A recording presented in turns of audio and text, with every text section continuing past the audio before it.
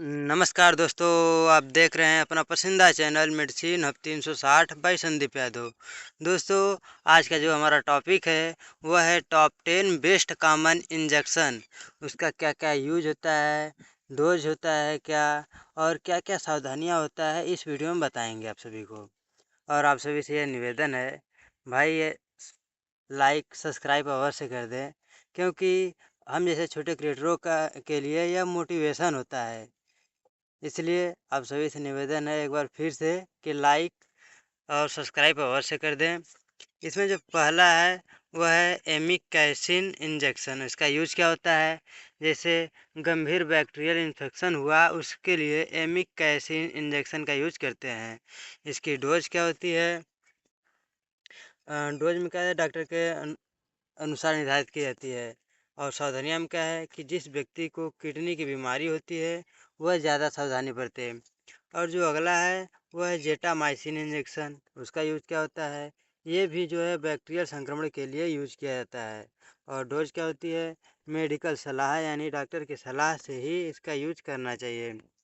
और सावधानियाँ में क्या है कि सुनने और किडनी पर असर पड़ सकता है। सुनने है यानी जो श्रवण शक्ति होती है, सुनने की जो शक्ति होती है, उस पर असर पड़ सकता है। और जो अगला है वह है डेक्सामेथासोन इंजेक्शन। उसका यूज क्या होता है? जैसे एलर्जी हुआ, सूजन हुआ, उसमें डेक्सामेथासोन इंजेक्शन का यूज करते हैं। इसकी भी जो डोज होती है डॉक्टर द्वारा तय की जाती है कि कब कितना कैसे देना है।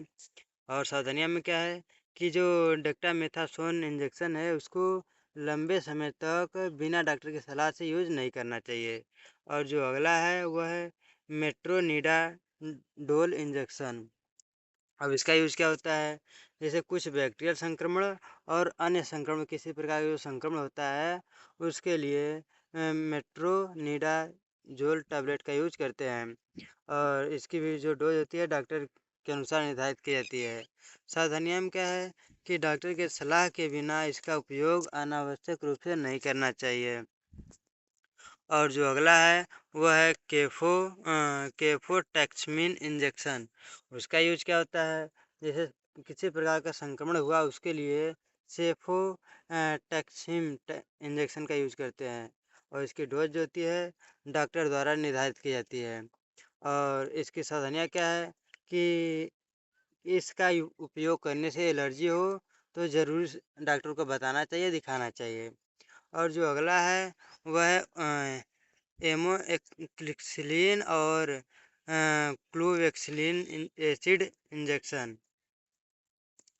अब इसका यूज क्या होता है? जैसे बैक्टीरियल संक्रमण हुआ उसके लिए डोज क्या होती है डॉक्टर के अनुसार निर्धारित की जाती है। और सावधानियों में क्या है, पेनिसिलिन एलर्जी में सावधानी बरतें हैं। और जो अगला है वह है फ्यूरोसेरामाइड इंजेक्शन। अब इसका यूज क्या होता है? जैसे शरीर में पानी जमा हो गया हो उसके लिए इसका जो डोज होता है वह डॉक्टर द्वारा निर्धारित किया जाता है, तय किया जाता है। और जो इसकी सावधानियाँ क्या है कि डिहाइड्रेशन से बचना चाहिए। यानी जो व्यक्ति फ्यूरोसेरामाइड इंजेक्शन का यूज करते हैं या कर रहे हैं वे व्यक्ति डिहाइड्रेशन से बचें। और जो अगला है वह है रेनिटिडिन इंजेक्शन। अब इसका यूज क्या होता है?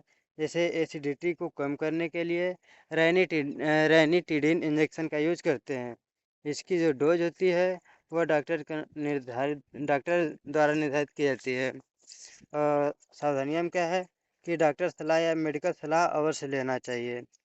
और जो अगला है वह है सेफोफेराजोन और सल्वेटम इंजेक्शन का कॉम्बिनेशन इसमें है। अब इसका यूज़ क्या होता है? जैसे गंभीर बैक्टीरियल संक्रमण हुआ उसके लिए इसकी जो डोज होती है डॉक्टर द्वारा तय की जाती है। सावधानियाँ में क्या है कि जो ये इंजेक्शन है इसका यूज मतलब कि कोर्स पूरा करना चाहिए। और अगला जो है वह है वह जो साइनो कोबालमिन इंजेक्शन। इसका यूज क्या होता है? विटामिन बी 12 की कमी को दूर करने के लिए। जो डोज क्या होती है, डॉक्टर द्वारा निर्धारित की जाती है।